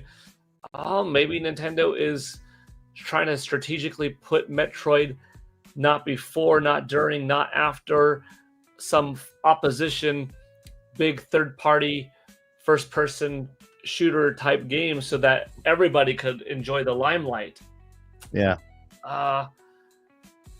But still, it's a weird one, man. Like, yeah, Metroid Prime 4 Beyond is the mystery for me. Why no quarter? Why no date? I understood originally because it might give off Nintendo Switch 2's date, but that's not even the thing, because this game is not going to come out until at least 3 months after Nintendo Switch 2, and that's if it comes out in September. I sure don't think it's coming out this month. I think it's like an October, November game. I don't know. Anyways, that's a long ramble on just Metroid Prime 4. It's just weird things. As far as the other games, Kirby Air Riders, I think they'll wait for a Nintendo Direct proper, or they'll utilize their Nintendo News Daily app, which might be the answer for the Metroid thing. Maybe they want to incentivize more people to be downloading their Nintendo News app because, hey, this thing gave you the Zelda news announcement, this of the movie. This thing gave you this. It's also giving you the first place to that. So could that be enough of a reason to be kind of holding on to a little bit closer to the chest these release dates? I mean, even Hyrule Warriors, Age of Imprisonment. Yeah. Winter is anywhere from mid to late December all the way to like March 22nd or something like that. So winter. I don't know. But I think without knowing exactly why, I think it does go back a little bit to my earlier thought on Nintendo being very careful with strategically placing their games and even giving too much attention to when the games might be coming out of respect for their third-party partners to not overshadow them. Because if people are allocating their budgets and saying, oh, now I'm definitely putting my pre-order cash towards this game, or I'm saving up my money for this game, for Metroid, maybe I will pass on other third-party games that are similar around that time. There's some of that. It's a little bit off. Yeah. So basically, the you agree with the following statement that the increase in third-party support with all these big major games will influence Nintendo's first-party release schedule. Like we might not have like an every single month of the year like we did during the Switch when we had less support. Yeah, first, I don't think Nintendo's going to have the same output as it did on Nintendo Switch. I mean, I think they even said that with development costs rising and 4K HD development being bigger and, demanding of more resources, we are expecting less output in frequency than before. I'm paraphrasing that quote, but it was given to us several months ago, something along those lines, which is something that I thought up as well. I mean, I saw it big time influence when Nintendo went from Wii to Wii U. They took all the way till 2010 to enter HD 1080p development. Everybody else started back in 2004. Ubisoft, Capcom, Konami, Sony, Microsoft, Activision, EA, everyone back in 04 or 03 with Xbox 360. Even if it was like a 720p machine, it was still greater assets than Wii as a 480p console. So Wii U was some growing pains, and you saw how long it took games to come out. They were amazing, but they were further between. Nintendo doesn't want to falter, so I think that they're going to have a little bit of a more carefully thought out execution of third parties, and when they place their own first, and when they decide to use their backlog to say, now's a good time for a remaster, now's a good time for a compilation, now's a good time for an NSO drop. So basically, never have a drought on the system, even if it's a drought of new mega releases. We won't feel it because in between are quality third parties and quality ports, remasters from yesteryear of Nintendo's, you know? So yeah, I think it's all jumbled in there. It's interesting. Nintendo is a tough one to predict. For as much as you know and study them and look at their past, sometimes they do this. You can look at the trajectory like this, and sometimes, boom, you get a curveball. Yeah, and we can't forget that Nintendo Switch 2 just launched 2 months ago.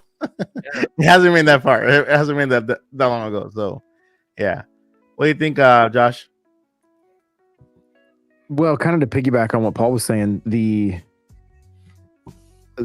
Switch literally thrived off of Wii U remakes. Yeah. You know, their top selling game was a Wii U remake, right? Breath of the Wild was a Wii U game.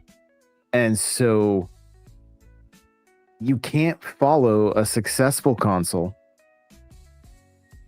the same way, because you don't have, unless you're gonna pull a Sony and start remaking remakes like real quick, right?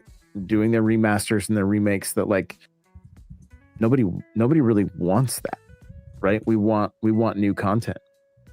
So this time around, third parties have to be it. If you think about it, since the launch of the Switch 2, Tony Hawk, I mentioned Ninja Gaiden, we've got 2K wrestling, you know, the WWE 2K, like, plus all the launch games. It's not like there's not games there, but Mario Kart eats up 6 million of the 8 million units of software being sold. And that tells you quite the story that Nintendo fans are still here for Nintendo first party. So if you are not a Switch 2 only household, you're probably already played, or if the Switch wasn't you've probably played the majority of the stuff that's already been released. And if you're a WWE fan, and you have an Xbox or a PlayStation, you're probably picking that game up there. You're probably playing Tony Hawk on Game Pass, right? That's just what's happening. And so it's so interesting to sit back and just watch all this unfold, because we're in uncharted waters. And if you are a hardcore Nintendo fan and are not willing to branch out and start playing some other things, we could experience very much what it was like on the Wii U. And those were some rough years. There were some rough years where it was like, we got nothing. Like, I think Pikmin ended up getting delayed. That was supposed to be like the saving grace one year, and that didn't come out. You know, so we're in a strange time. Are the tariffs what's affecting the release dates? Because when these games hit retail, is that going to change the price even more? Like, what's going on there? I just checked the eShop. Metroid doesn't have I don't even think it doesn't have a price. Can't pre-order it yet. Didn't they do the ESRB thingy like in was it Brazil or something like that? Something it was rated. So yeah, but on the North American eShop, it's the rating pending. Okay. No price. Okay. No, it just says 2025. I see. Right. Okay, yeah, you're right. So maybe the tariffs in the United States are kind of affecting what they decide to price the game, and maybe that's what's delaying them even announcing release dates, kind of seeing how things work out. Can you imagine an $80 game? Right. And the other thing is, like, as far as the price of the consoles going up, they've been consoles sitting on store shelves for quite some time. Like, they haven't been lacking. they haven't been lacking switches, switch lights, any of that stuff. Oh yeah. Yeah, my local Target is full of them. Full of them.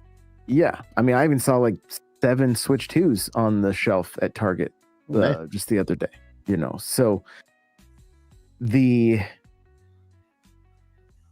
I don't know all the ins and outs with this stuff, but if they have to essentially back charge, right, for stuff like depending on how these tariffs work, like that's coming out of Target's bottom line if we're just using them as the retailer. So then the prices have to go up on that end. Also, keep in mind, Target dropped the price outside of what Nintendo even recommended last holiday.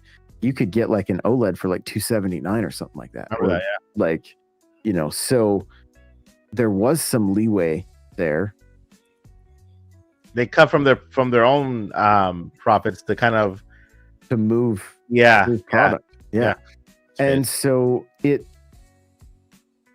I was shocked when Xbox did this. I mean, you're talking about the least successful console manufacturer right now. Yeah. Raising the Series X to like what, $600, $700, something crazy, almost the price of a PS5 Pro. And it's just like it's shocking because most people, I think we're assuming we'd see a Nintendo Select line. They would drop the price of all the older Switches to move more units, keep investors happy, keep the money flowing, but also give opportunity for those less fortunate to like get in, to get into Nintendo gaming. Mm-hmm. And now that's not happening. It's become more difficult. And I guess I'm kind of shocked without really totally understanding, because I understand I'm just a guy sitting here on a microphone talking about this stuff because I enjoy it, right? Mm-hmm. But it seems like for the amount of systems that are out there and that are going to be sold, they could have just kept the prices the same and ate that difference. Yeah. At the very least, and say, hey, we aren't racing. We were. That's a much better story for marketing wise. Like, hey, we were going to lower the prices by $50, but now we can't due to tariffs, so we're just going to keep prices the same, and we're gonna eat those costs or whatever, however they end up wording it, whatever. But like, just to see the prices going up is crazy. Yeah, last thing I want to say before Josie, it paints a picture of who's in charge, and they're both financing people. Doug Bowser and Furukawa, they're both financing people. They're not the creative type like Reggie and Iwata were. Go ahead, Josie. I don't have much to say on this except I will say I kind of low-key rather them up the price on Switch 1 due to tariffs and oh my god, somebody said Starbucks. Where? Boo Minnie's teasing me. Girl, you threw me off my game. I'd rather them up the price of the Switch 1 than make the Switch 2 higher price. And I hope people understand, Nintendo is a business. Yeah. The developers want us to feel good. Nintendo's lawyers, Nintendo's employee paychecks, Nintendo's finance and everything, they're not interested in our feelings. They're interested in how they can sell us things. Okay. So I don't take it personal. I know people are upset, but I don't take it personal. Now, if you want to know how I feel about our current administration, we'll have to go to another channel for that. But yeah, it's not all Nintendo's fault. It's not all other companies' faults that certain things are going up. That it's not only the current administration. I got to be 100% fair, but they're a good part of it.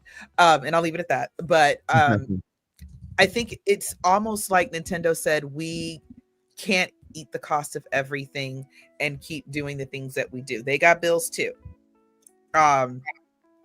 It's also a little bit easier for me to talk about this when it's luxury items. When we talk about the cost of eggs, that kind of makes me angry. And gas, that makes me angry. Those types of things make me angry. But I'd rather them put the extra cost on an older system, because then if you're somebody who does want to get a Nintendo Switch and you are on a budget, one of the things you look at when you're on a budget is, do I want to save an extra couple hundred and just get the beefier system, or do I want to pay extra for the old system that, yes, has a lot of games, is still going to be fine, but I might as well just get the new thing. I think Nintendo is very pleased with the success of Switch 1, and they're willing to say, we can throw the Switch 1 under the bus, add some money to it. No, nobody will care. They'll just buy the new one. Because there was so much controversy for whatever reason when Switch 2 came out at the price it was, because I knew it was going to be a higher price. So I'd rather...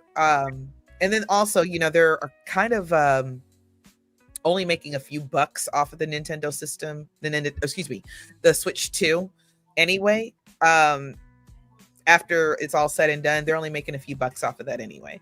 So they're eating a lot of cost already. So I'm not... It just, unfortunately, guys, this is the way of the world. When it comes, and again, I will stand on this hill. Luxury is going to luxury. Basic cost of living should not be ridiculous.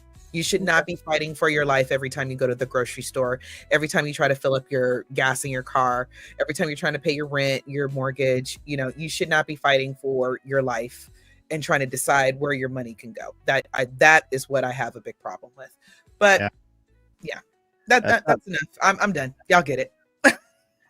Sadly, it's been the case for years now. So, hopefully things get better soon. And yeah. Can we please have back like 3% APR? Okay, I'm done. All right. So before we start our Q&A, which by the way, we can't take too many questions, I'm going to put a limit at 10. I'm going to go ahead and let Paul. Let him introduce. Well, you guys know Paul.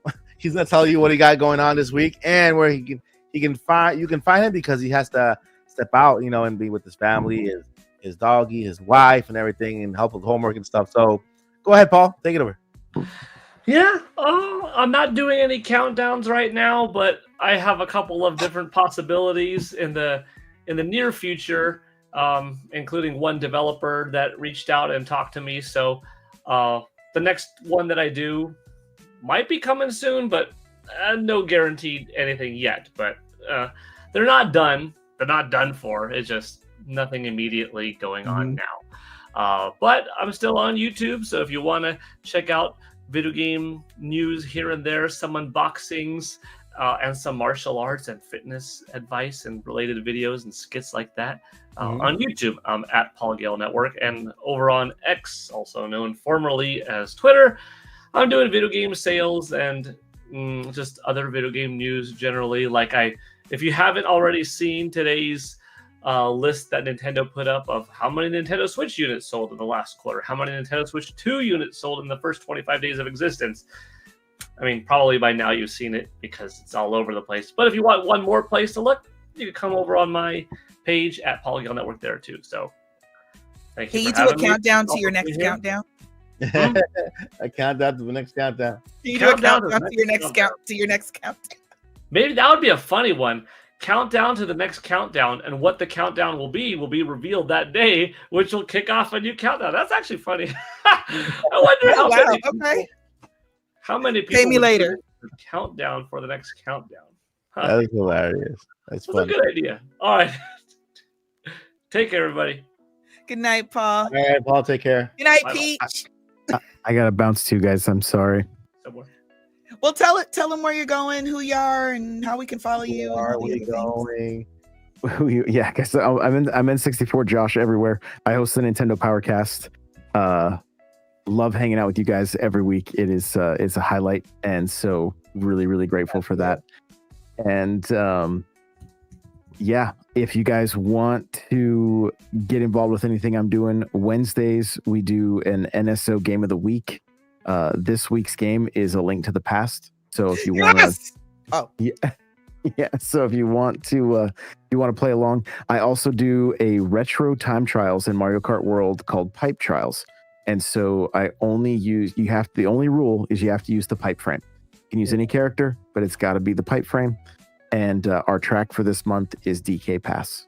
So if you want to get some racing, and I'm trying to get some creators involved, so I'm looking at you, Mike, Joycey, Paul. So I owe you one, and you know that. You guys. So yeah. So again, appreciate you guys so much, and I will catch you guys next week. All right. Thank you, Josh. Thank you, Paul. Bye.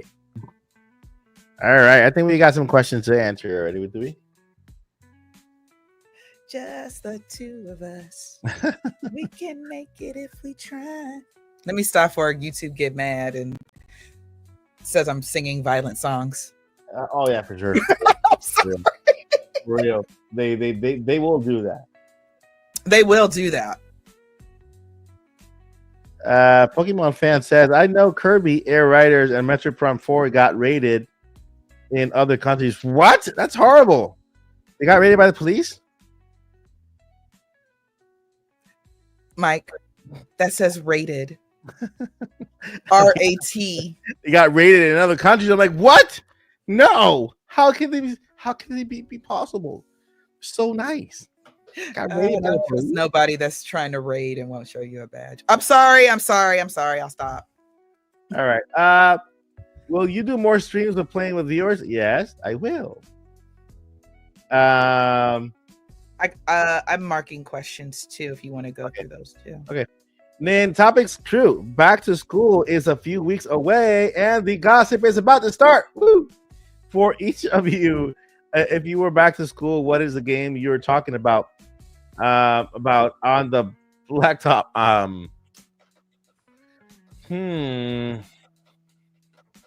I will be talking about Age of Calamity. Wait, no, Age of Imprisonment. Is it Age of something? Yeah. He's saying back in school, so I think he means us back in our day. Oh, okay. I think that's what he meant. Okay. Well, just let me look at. I don't remember what year I was in high school. It was so long. So I'm going to answer this while Mike thinks about it a little bit more. The sad thing about when I was a kid is my mom did. Okay, so my parents were divorced when I was 2. So my mom was like, "Oh my goodness, games are the devil. Don't play that devil stuff." So then I go over to my dad's house where all the devil stuff was. The music and everything. That's why I love music so much. So he had the NES. So I could only play video games when I was at his house. So when I got back to school, unfortunately, I went to a kind of school where everybody was more focused on being cool and whatnot. So Zelda wasn't cool yet in my neck of the woods. So unfortunately, I was not talking to anybody about my games. But there were those weekends when I was at my dad's and on my dad's side of the family, those are all my cousins that are my age. So, and then I had all boy cousins. And so they all like video games. So yeah. I wasn't on the blacktop, unfortunately, discussing games. I was with my cousins. And so we would play Sonic a lot. Not my favorite. I'm sorry. They weren't really into Zelda. We would play Ninja Gaiden, and but one of my best memories is my older brother. I have a brother who's about 10 years older than me. So when I was little, and he wasn't as little, but he was younger, Contra was the game that we beat together. And if you have played Contra on the NES, you know that game is brutal. Okay, until you play it a couple times and you learn the patterns. But that game was brutal. So it was so awesome that me and my big brother finished Contra, and I had somebody to talk about it with. So, and now my little girl, the little girl inside me that was all alone playing games and quit for a long time, came back as an adult. And now I can sit here and talk with Mike every single week about games. All right, so I remember where I was. High school for me was from 95 to like 99. And around that time, I can't remember specifically, but around that time, I was playing either Nintendo, Super Nintendo, and Nintendo 64, and Super Mario World was my favorite game in Nintendo SNES, and of course Mario 3 on Nintendo. But the games that I was playing NBA Hang Time on Nintendo 64, Mario Kart 64. And Kobe courtside from Kobe Bryant's courtside. Kobe rip. It still hurt.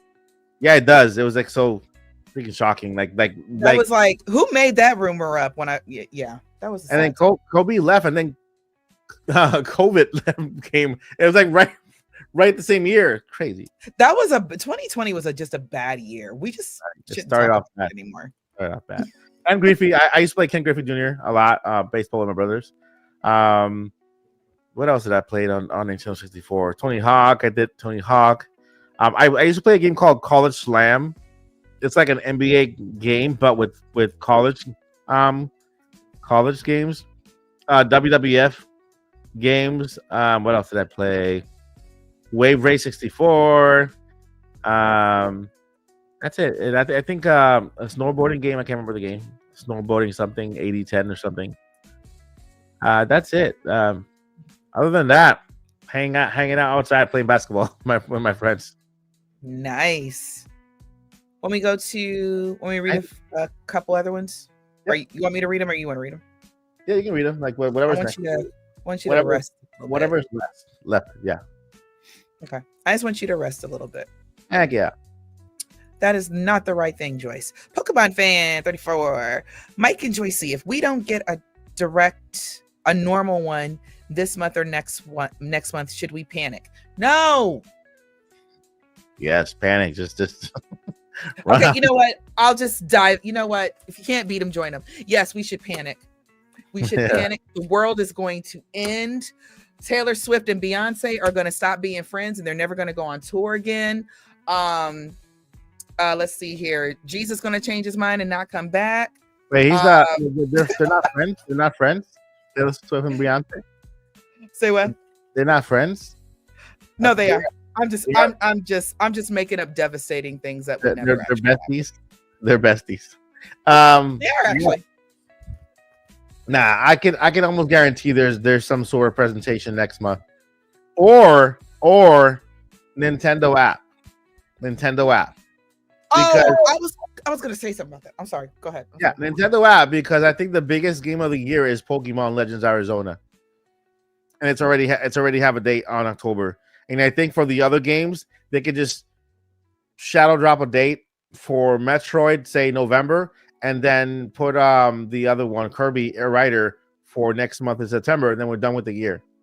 They don't even have to come back. I thought it was Pokemon ZA. Arizona. ZA. ZA? Pizza. Yeah. I thought, it's not about pizza. It's pizza and it has Arizona. I like to call it Arizona. It's better Arizona. Just in case we don't get a general direct again for the remainder of the year, totally panic. Everything's going to just be terrible. Yeah. There will be no more Starbucks ever for anyone. They will increase the price of the Nintendo Switch again. Yeah, they'll increase the price of the Switch again. So then, like, the old Switch is going to totally cost way more than the new Switch. Yeah. Dogs and cats living together. It's going to be total madness. It'll be bad. There's nothing but, guys, everything's going to be fine. It's a 2-month-old system. We've already had 2 big directs. They're not going to stop, guys. Nintendo like money too much. Yeah. Another thing that could happen is that wait, did we get any date announced yesterday? I have to go back and look. Yesterday for what? For at the partner showcase. Because if we got dates announced for the gap months, like for September and November and December of this year, any of those games, Nintendo's going to rely a lot on third-party support, like a big third, so that they can have little breaks for first party. So if that's I the don't think case, we're gonna get any real breaks. Do you think so? I think because the games are bigger than they've ever been. You know, the third party support is bigger. Like Final Fantasy Remake is a huge game, and it's already on their website that it's coming to Switch too. There you go. The other thing I was going to say, and I meant to say this because, but I know we had to say goodnight to Paul and Josh, but I stand on this. I believe the reason I do believe we're going to get a direct, a general one, or at least first party or whatever, is because I think they're going to go all out for Metroid Prime 4. So I think the next direct we're going to get, since it's supposed to be coming out this year, I think we're going to get a bigger, juicy trailer.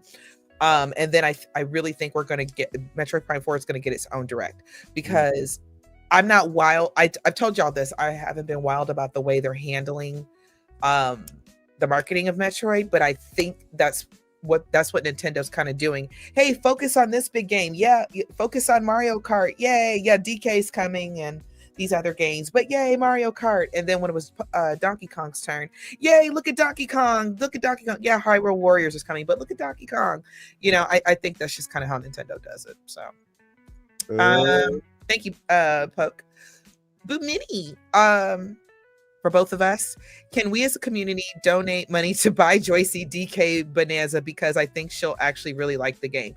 I'm a little weird about people I don't know very, very well giving me things, but I know your heart in everything. So if you guys just give it to me and I'll give it to her.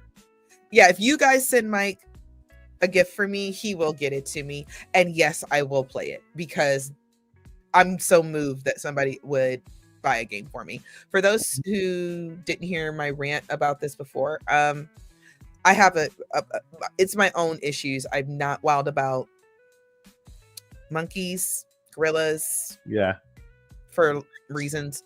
But if somebody but I understand it's just a game, and if somebody buys it for me, then you buy me something, I will play it, because I'm just so honored that somebody bought me something. I think it's sweet. Yeah. So thank you for even thinking of me. No pressure, nobody, please don't buy me anything. Don't do that. But I really love that you thought of me. Shout out to Lottie. Lottie says, for all of us, do you have a favorite Mario voice actor that you cherish when you play the game? Charles Martinet, all the way. Charles Martinet. I want to be very honest. I do. Voice acting is a little bit different when it's characters. It doesn't bother me as much. People move on. People get older. Different things happen. I do get attached to real life people. Y'all have heard I love Janet Jackson. You know, that's been my girl since I was a child. I'm attached to somebody I get my parasocial relationship or whatever. I'm attached to artists that are real. So when an artist that I care about, you know, passes away or something of that, that's something that bums me out for a day. Yeah. I'm just glad that we are giving newer people a chance to, you know, somebody new we can kind of fall in love with. So it's okay. It's okay. And shout out to Adam Brush. Mike, this is for you. Why do you think Nintendo did a partner showcase instead of a general direct? There's so many games to be revealed and have release dates. I think we kind of touched on that a bit. Yeah. I something happened internally. Right now, I'm at the Final Fantasy VII Remake website, and if I click on the Nintendo Switch 2 logo, it goes to the partner direct from yesterday. But Final Fantasy VII Remake wasn't there. So, I feel like there's something happened behind the scenes. I think yesterday's direct should have been bigger. Maybe it was the first party and third party direct, and they decided to make it a smaller direct and just call it a partner showcase. I think it should have been bigger. It's weird. If you go out on Square Enix and you click on the Switch 2 logo, it goes directly to the partner showcase from yesterday, but they weren't they weren't there. You know, so something must have happened behind the scenes, and things change all the time, right? And they say, you know what, we already have a game for August. Let's wait for September, and then we'll have Final Fantasy Remake there with the big direct with the first party games. Because I believe that there are certain games that they're not going to show in partner directs. They're going to show them more in general directs. The bigger the game, I think the more they want to make sure that they have it together with their first party to show that they have they value those games as much as they do their first party. Nobody values their first party more than Nintendo. Yes. Yeah. Because I mean this with I don't have the shade fan out, so I mean this with nothing but just honest, no shade. Yeah. I love third-party games as well. I just haven't met a game yet that said, "Ooh, I have to run out and buy a PlayStation. I have to run out and buy a new PC or anything like that." But I think it's a fair question that we can ask. Why are all the Nintendo first-party games doing a little bit better than others? Yep. First party. Something to think about. Just the physicality. Solomon Battle, shout out to you. Mike, this is for you as well. Do you think we will see Mario Galaxy 2 remastered on Switch 2? Ooh, I've seen that question a lot, and not just at the Odyssey, but I think we're gonna see it on Switch 1. I think it's coming to Switch 1 and Switch 2. Yeah, I think it's coming to Switch 1 and Switch 2.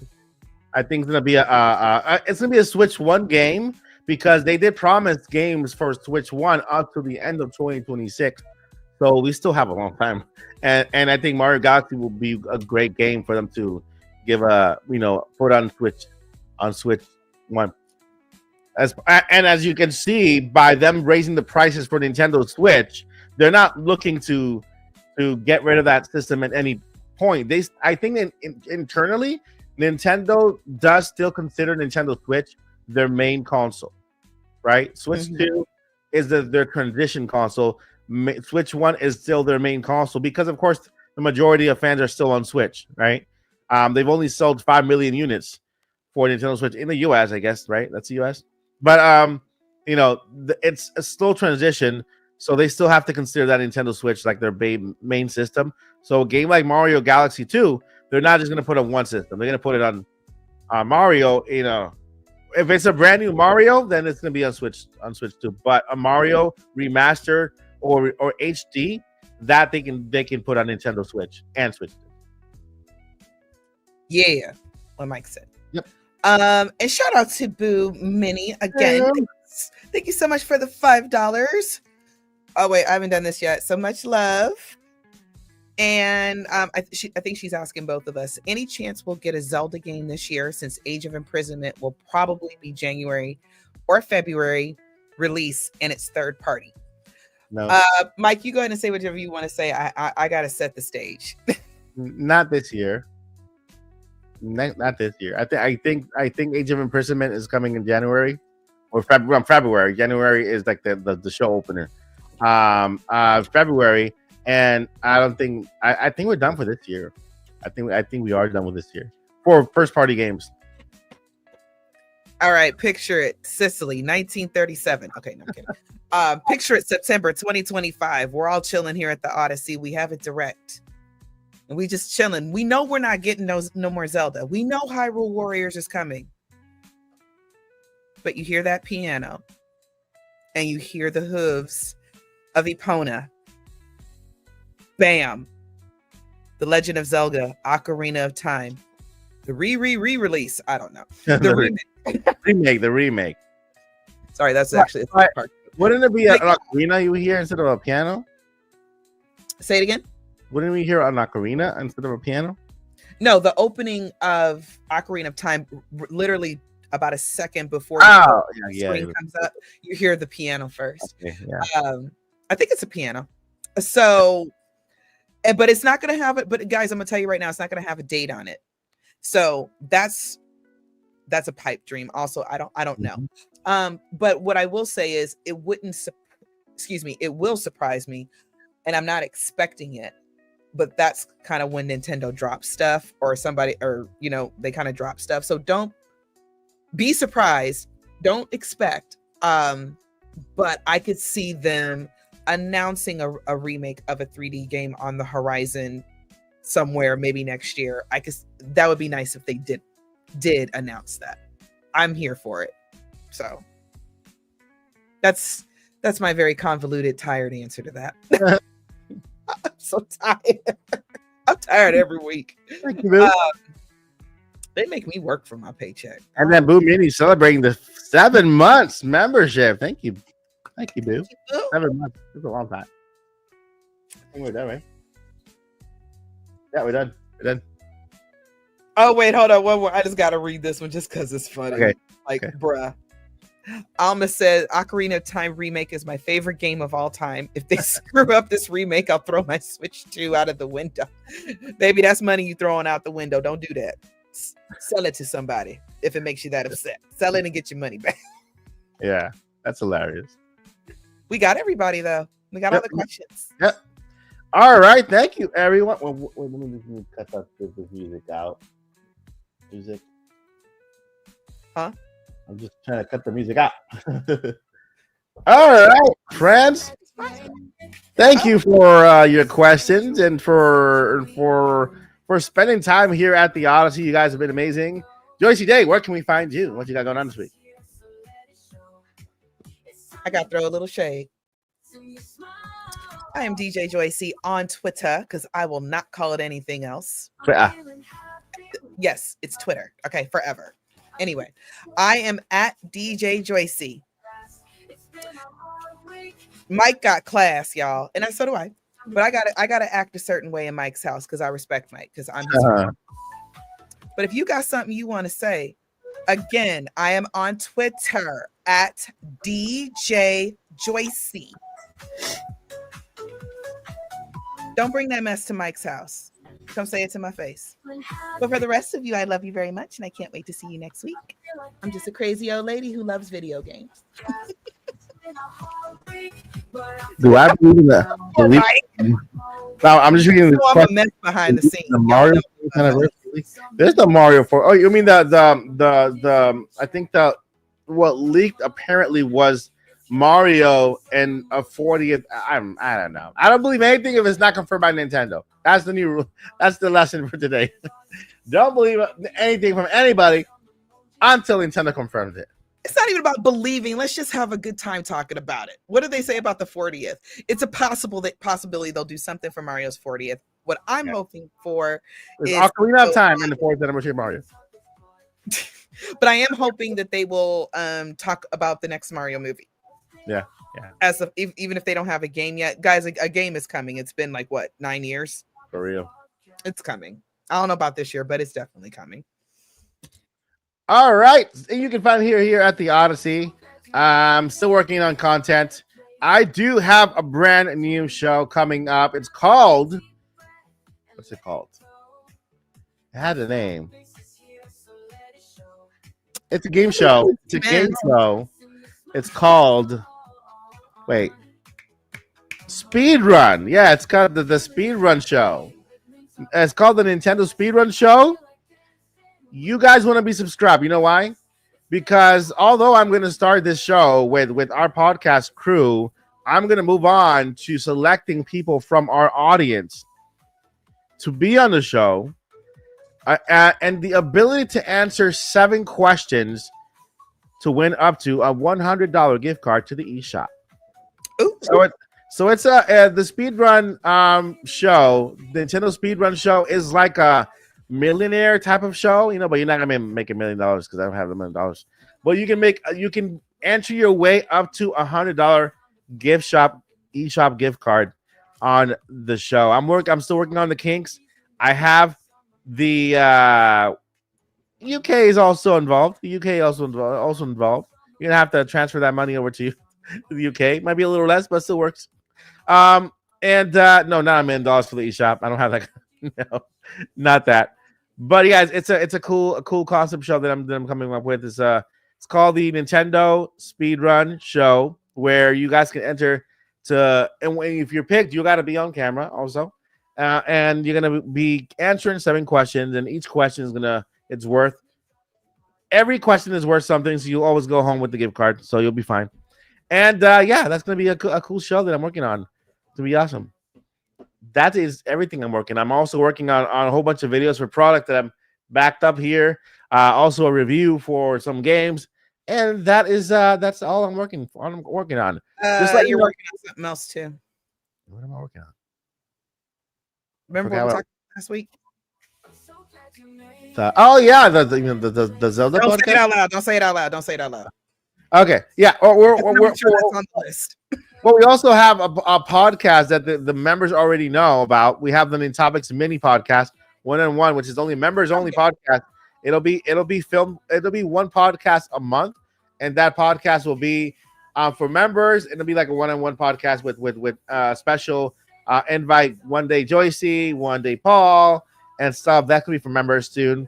And then we also have other projects on the works there we can't talk about just yet. But thank you guys so much for watching. You guys have been amazing.